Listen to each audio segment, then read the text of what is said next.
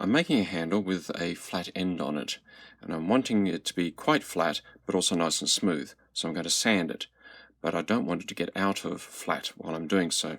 So the trick there is, apart from sort of locking your arm and hand in position as you're going, is only do a few rotations each, and then turn your work around a bit.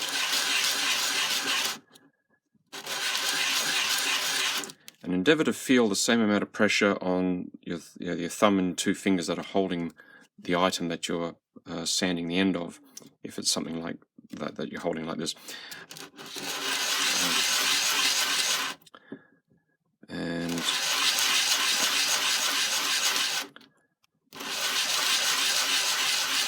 this will greatly help keep the end of your work in a relatively flat plane. Probably won't be perfect, but it will help a great deal.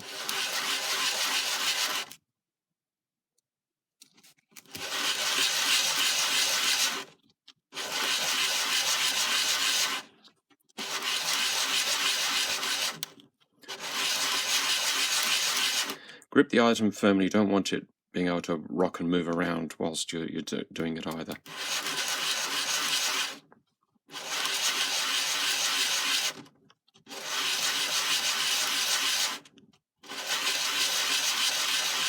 Just little bit by little bit.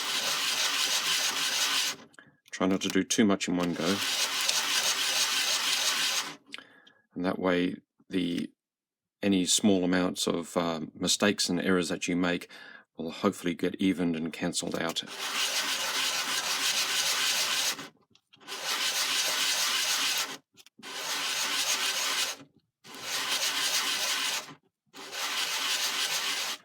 Okay.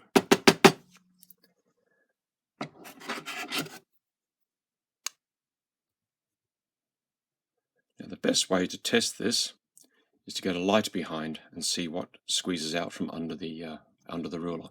So we'll try that. So you can see a bit of light coming in around the edge of the handle, and that would probably be improved by having the sandpaper stuck down to something so it itself was dead level. That's pretty good.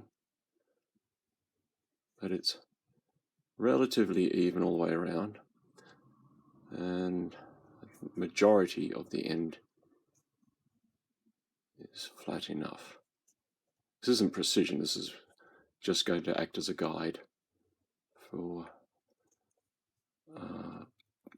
what I'm planning on using it for.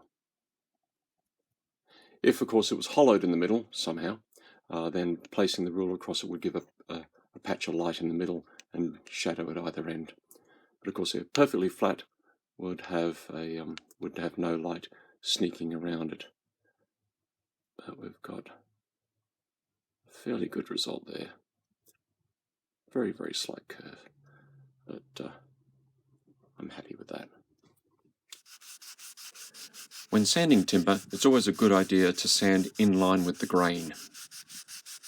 If you sand crosswise, you're essentially creating a new grain, an artificial grain, that will be clashing with the natural grain within the timber.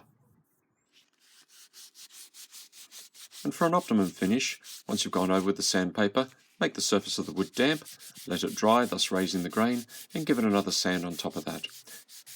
And if you wish, you can repeat the process. After sanding timber, and I've taken this to a 400 grit, a lovely way to finish it off is by burnishing. It's just a piece of lamb shank bone from one of my wife's lovely roasts. Now, bone dust and antler dust and horn dust is toxic to the lungs.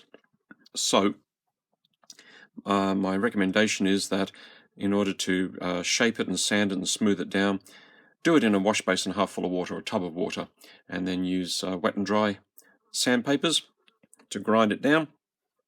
And when you've taken it to 1200 or 2000 grit, then you can hit it with something like Brasso, a metal polish, to give it the final finish. Now this is years old. I could probably do with giving it another polish, but at the moment that's fine. And that can be used for all sorts of things. This is actually used for another trade of mine that I'm interested in. So, yep, we have our timber here. Please excuse the blowflies, we're moving towards, we're in spring here. And just pressing down firmly, backwards and forwards.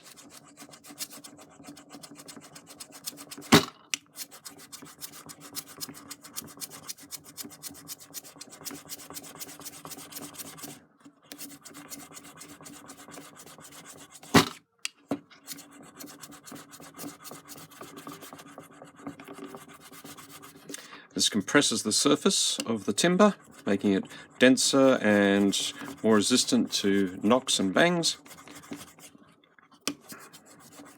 as well as giving it an amazing shine. If I remember correctly, because this piece of timber has been knocking around my workroom for years, but I think this is golden diosma from our yard.